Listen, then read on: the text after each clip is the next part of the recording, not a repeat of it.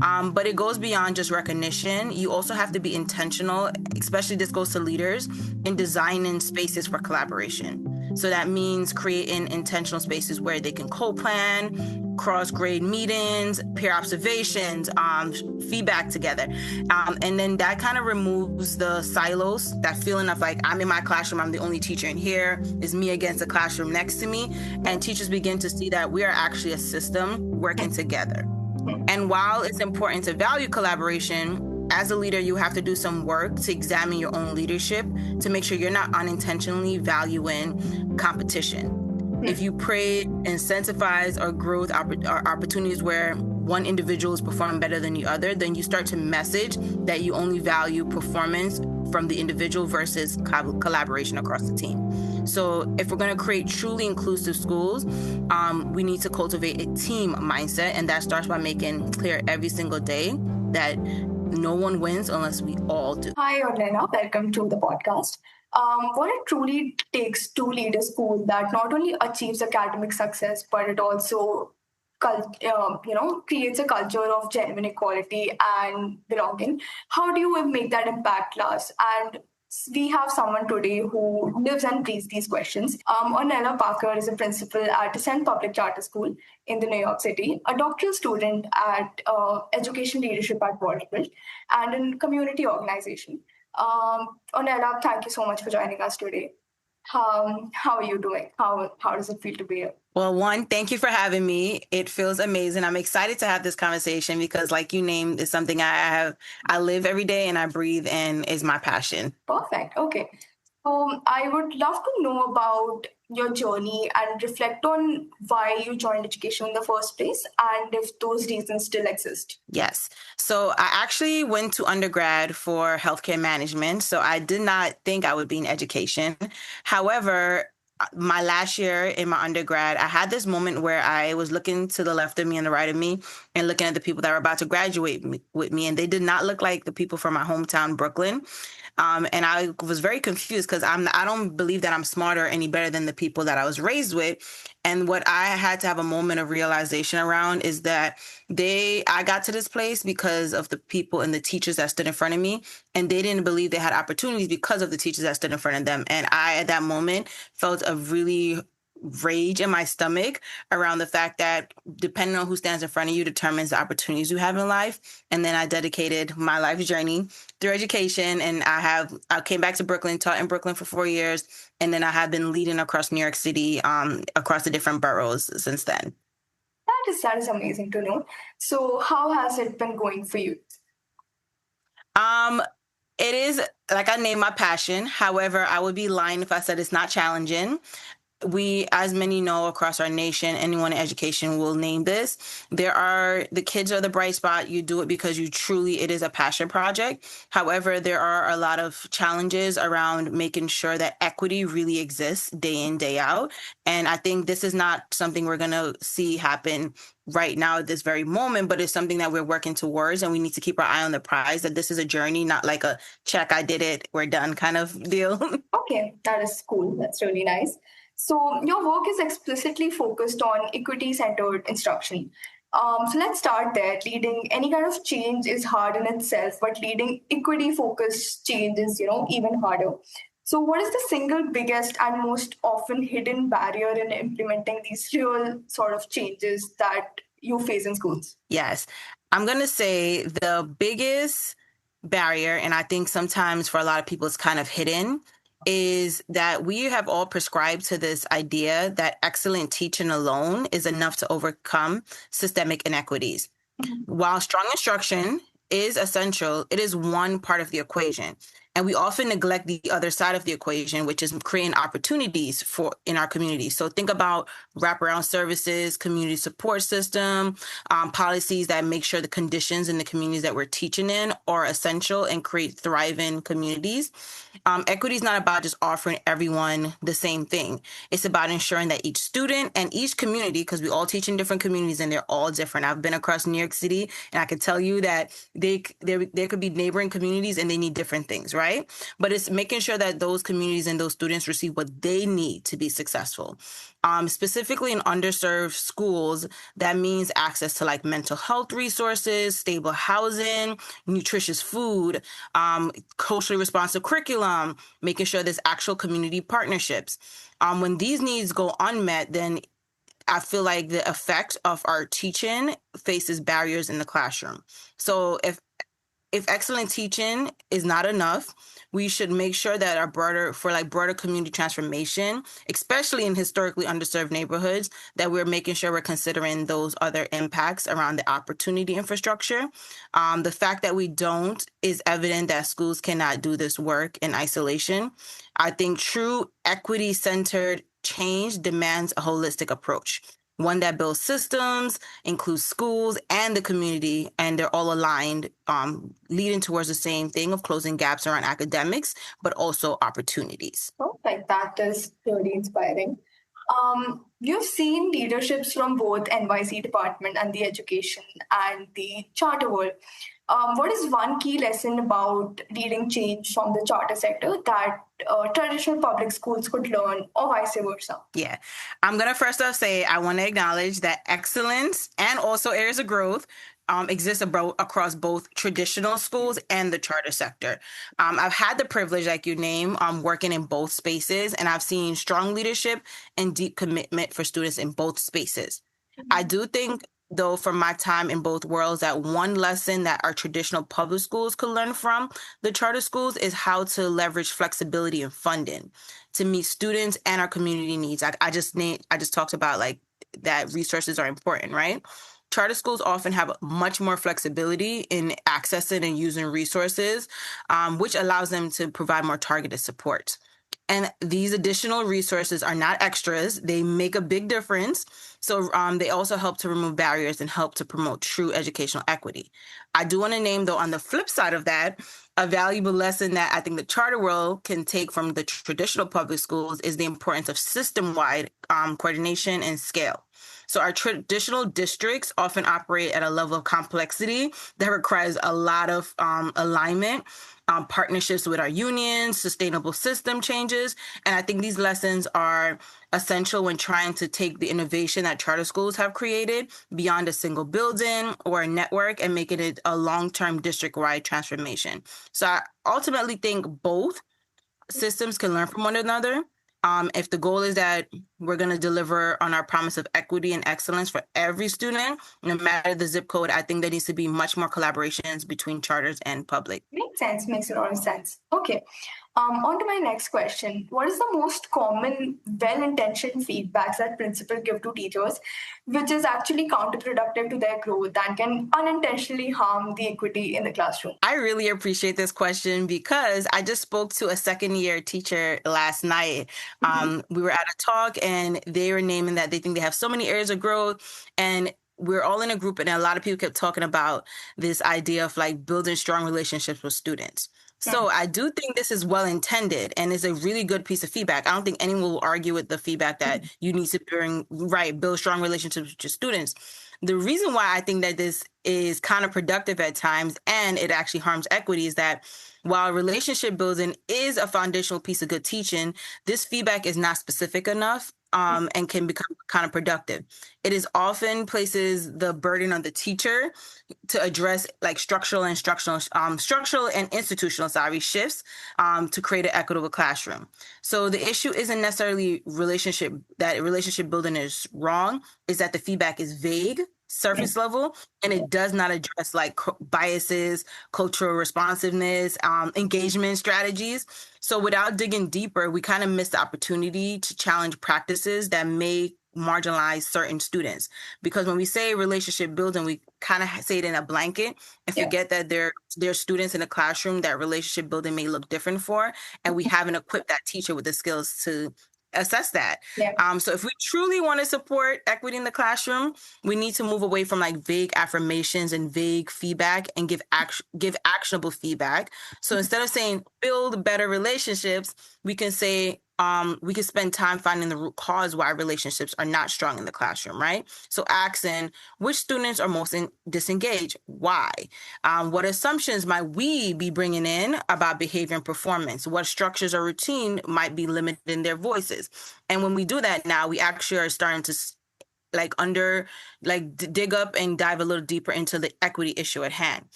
So I do think while we are trying to be so well intended, saying just build stronger relationships sometimes falls short, especially for newer teachers. So what I'm hearing is that we require a little more individualized feedback for each student and each teacher. Am I right, or did I get that wrong? Yes, you're right. And I would say a little more to that beyond just individualized feedback is we need to make sure that we are given actionable feedback that teachers can act on, and that we are actually getting to the root cause of why the relationships are not strong. We it makes relationship building feel very performative at times versus a actual tool that strengthens like instruction. Fair enough. Perfect. Okay. So you're pursuing your doctorate at Vanderbilt. So you're deep into research. Can you share one specific research informed coaching strategy that you found to be a game changer in terms of helping teacher close those sort of instructional gaps? Yes. I would say one of the most impactful strategies I've embraced is coaching teachers through unlearning that is required to implement deeper learning in the classroom. So when I say deeper learning, I'm talking about going beyond just covering content. It's about creating opportunities for students to build real understanding, connect with the materials in a meaningful way, and apply their learning through critical thinking, problem solving, and creativity. This is not a new idea, but it still is very rare in practice. I have read research across the nation around top performing schools, and it shows that even with best intention, these moments of deeper learning experiences actually are not happening in our classrooms. And this is schools that are like rated top schools on different surveys all the time. And that's because many of our teachers are still operating from habits rooted in outdated schooling. Think about the 1970s, schooling looked completely different than what schooling needs to look like now, right? In the 1970s, school was created to produce compliant, uniform workers for the industrial era, right? But today, our world is completely different, and the workforce now demands complex problem solvers, creative thinkers, and adapt leaders, right? But our classrooms have not shifted to reflect that. So when coaching teachers, it isn't about adding new tools, it's about helping them to unlearn what no longer serves our students. Because many of them might have went through that kind of schooling. So we're trying to unlearn some of the habits they also experience as students. And that means replacing teacher-centered delivery with student-driven inquiry. It means recentering instruction on meaning work and not just memorization. And when we coach teachers to reimagine what learning can look like, and when we support them in taking small intentional risk of trying something new, we begin to close the instructional gaps in ways that are authentic, lasting, and aligned to the real world we live in now, right? And preparing our students to do so as well. Okay. Okay. So, since you were talking about adapting to newer ways or to adapting to the world that is right now more relevant to the students, what is your take on AI and how, like, do you think it's good, it's bad, exactly? What do you think about AI in general? I think every generation, schooling tends to shift with the priorities at that time. And right now, we have a technological advancement, and it's AI. Yeah. And that means schooling has to also adapt to that need. Our students are going to go out into the world, and AI is going to be a reality for them. So I do think what needs to be true in schools is that AI, there needs to be some learning, some toolbox around developing literacy skills for AI because kids are going to engage with it. So how do we teach our students how to adequately, appropriately engage with AI and still do thinking? Because we're losing a little bit of that at times, right? But I think more importantly, before we can teach our students to engage and build the skills around AI literacy, we have to teach our teachers. Our teachers are also learning AI along with the students, and they can't teach students to do it adequately if they themselves don't know how to access those resources appropriately as well. That makes a lot of sense. I'm going to shift the lens a little here. And I want to Yes. talk about how do you build your team culture where teachers see their colleagues not as competitors, but as essential collaborators in the work of creating a truly inclusive school? Yes. I think this goes into what you value. You have to value collaboration. We don't just encourage it, we celebrate it out loud. So when teachers support one another, and if they share resources, if they problem solve together, make a point to name those moments publicly, whether it's in a staff meeting, a newsletter, a morning huddle, create an award. I've done that in the past where we have like a collaboration award. And it could, because then it sends a clear message. This is what we value here, right? But it goes beyond just recognition. You also have to be intentional, especially this goes to leaders, in designing spaces for collaboration. So that means creating intentional spaces where they can co-plan, cross-grade meetings, peer observations, feedback together. And then that kind of removes the silos, that feeling of like, I'm in my classroom, I'm the only teacher in here, is me against the classroom next to me. And teachers begin to see that we are actually a system working together. And while it's important to value collaboration, as a leader, you have to do some work to examine your own leadership to make sure you're not unintentionally valuing competition. If you praise, incentivize, or growth or opportunities where one individual is performing better than the other, then you start to message that you only value performance from the individual versus collaboration across the team. So if we're going to create truly inclusive schools, we need to cultivate a team mindset, and that starts by making clear every single day that no one wins unless we all do. That is such a great perspective to have.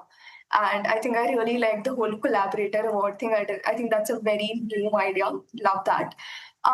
So another question is, how is the teacher turnaround in your school, and what are the different ways that you're able to manage it? Teacher turnaround, hot topic. I would say that it has definitely varied. Yeah. There are years where things feel much more stable, and then there's years where we experience more transition than others. What has helped us manage it is being proactive, transparent, and most important, being communicative during that process. We've created a culture where staff feel safe enough being honest about their career goals or challenges, which helps us to plan ahead instead of like responding or reacting last minute when there's a change. The biggest lesson I have learned as a leader is in these moments, it's important to inform everyone. When there's a shift, whether it's a teacher choosing to leave or if like it's a leadership decision to make a change, it is critical that every person impacted understand what is happening and why. And I have not always done this well, and I have reaped the consequences as a result. But it is my biggest lesson, and I think it makes a big difference in the school community. That's where mission and vision plays a central role. When we anchor staff and decisions tied to like values and communicate them clearly, we kind of build trust and alignment. So making sure that families, students, staff, anyone in the process knows that there's a change happening and that they're not left in the dark. So turnover is a reality in education. We all know that. I don't think anyone can say that they've had 100% attrition, but managing it is means that you have to be honest, mission driven, and ensure that every change moves closely to the environment we want our students to be a part of. So again, communication is like the largest lesson I have learned during these times. No, I mean, that is a true leader, right? Who understands and learns and adapts. So I think kudos to you for that. Um, Also, is there a focus on hiring right, or like getting teachers to the place where you want them to be? Absolutely. Hiring isn't about just, for me at least, hiring is not about just filling vacancies. It's about finding the right fit. For me, right fit means someone who is both mission aligned and a community aligned. A teacher could be incredibly talented, but if their values or approach does not match the needs of our students, the families, or the culture we're trying to build in our community, it's simply just not a right match. And that's okay. That's why I believe both an organization and the candidate, when they're hiring, they need to approach the process with both honesty and clarity, right? It's not about whether we want them. It's more about whether they can see themselves thriving in our school's environment. And every school is different. A teacher might flourish in one school and actually struggle in another because the communities are so different. So hiring is just the beginning. Once you get the right person on your team, or once you hire someone on your team to join your team, it's now our responsibility to invest in their development. That means coaching, feedback, creating opportunities for reflection and growth. Because strong hires combined with intentional development is how you move a team from good to great, and ultimately how you create consistent, equitable outcome for students. I think a lot of times we focus on like, let's get the right person in the building and just think they're going to just like show up and be amazing. But if you don't invest in their development, they're just going to remain good and never move to great. Makes a lot of sense. You also talked about, their views aligning with yours and your students and the whole community. So how do you assess that? Like, I'm really curious to know that. Yeah. How do Yes. you assess that in a teacher? So the process, well, at least my hiring process when I did it at my building was a lengthy one. It had we were very clear with whoever's coming in what we do here. So for example, for me, feedback is a really huge part of our community. That's not true for every school community. So whoever comes in, we have to assess that, are you truly responsive to feedback? We start off by asking, what are your feelings around feedback? Give me some examples, but then we need to see it in action before you join us. So we actually have teachers go into the classroom and we provide feedback in a moment to see how they respond. We give them opportunities to reflect on the lesson that they delivered. And then that gives us a true picture of like, hey, this is on my end, this is what I am expecting of you. But also, how did you receive the feedback we gave you? Because that's what it's going to look like day in, day out here. Is this somewhere you think you can work? And now it gives both you an option to make a decision like, is this actually a good fit for me? And then it gives me insight into like, okay, can this person join our community and like thrive? Yeah, I mean, it's a very clever process. I really respect that. So yeah, I mean, it's a very unique perspective to it. I'm really loving it. So another question is for school leaders listening, who's working in an understanding or underserved community, is facing immense challenges and is trying to lead with an equity focus. What is the first, smallest, most important action they can take tomorrow to start building momentum and to avoid burnout? I would say believe in your team. I know this may sound small, but in moments of stress, which is going to happen, and challenge, this is one of the hardest, but the most powerful things a leader can do. No one leads transformative change alone. It takes a collective effort, and that effort is only possible when people feel trusted, valued, and believed in. When you truly believe in your team's capacity, it shows up in how you delegate, how you coach them, how you create space for others to lead. And just as important, they can feel it. That belief becomes contagious. It fuels motivation, it builds resilience, it creates momentum, even in the most difficult moments. So, leading with equity starts with how you show up for the people around you. Believe in your team and let them rise with you. If you do not believe in your team, trust me, people can feel it and it makes a big difference in the school environment. So I'm seeing a true leader that takes the team along and not only just that, just believes in their team. Love that. What is the most important lesson that you've learned about leadership from the students and the families that you've served? Oh, that's a good one. I would say the most important lesson I've learned is listening. And I'm put an explanation mark there. Listen, listen, listen. As leaders, our core responsibility is to serve our students and families. That is our job. Where we are put in place, schools are in place to serve communities, students, and families. Yeah. And we fall short of this mission when we fail to include them in the process or genuinely listen to their needs. I think I have experienced, and I'm also guilty of this, lessons learned. Too often, well-intended leaders, and again, I'm speaking from a place of we design solutions based on assumptions rather than authentic engagement. When we don't listen, we risk misidentifying the problem and investing time and resources into solutions that don't actually matter to the people we're trying to support. Listening isn't just a soft skill, it's a strategic one. It helps us ensure our work is grounded in what our families and students actually value, not just what we think they need. So true leadership comes with co-creating the community, not just leading for them, but with them. So if I can give any leader that's listening right now advice, the best thing that you can do is listening, especially to your families and students. Makes a lot of sense. I love that. Okay, last question. Which thought leader inspires you, and do you have any book recommendations or? do you have anyone particular in mind? This question's always hard for me because I take my inspiration from many different places. So whenever I come across anyone, and you may not have the title of leader, but I feel like you always learn something from the people you engage in. Yeah. So I would definitely say that the leaders that inspire me are the people around me day in, day out. Because you take different attributes from the people around you. But I do have a book recommendation. One that has been making me rethink my thought process and how I show up. It's the book is called Act Like a Leader, Think Like a Leader. It's by Hermina Ibra. And while this is not an education leadership book specifically, it does create a powerful framework about what it means, especially for leaders navigating change and growth.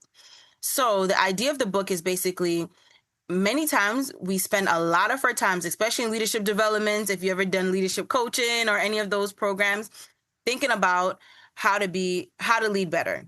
But when we are truly trying to transform, we have to act. So this book shifts the narrative from like reflecting and thinking to actually let's act. And by stepping into new roles, taking on stretch assignments, and shifting how we show up, we begin to internalize leadership as part of our identity.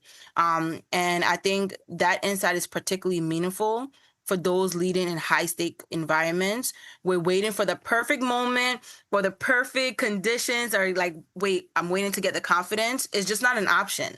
So sometimes you have to lead before you feel ready. And in doing so, you grow into the leader you are meant to be. So anyone who's listening, for the leaders out there, I would say think about the leader you want to be and then just act like that leader, show up that way, and then you eventually take on that identity. Perfect. I think I'm going to go ahead and read that book pretty soon. So, yeah, that was pretty much it from my side. Thank you so much for giving us such wonderful insights today.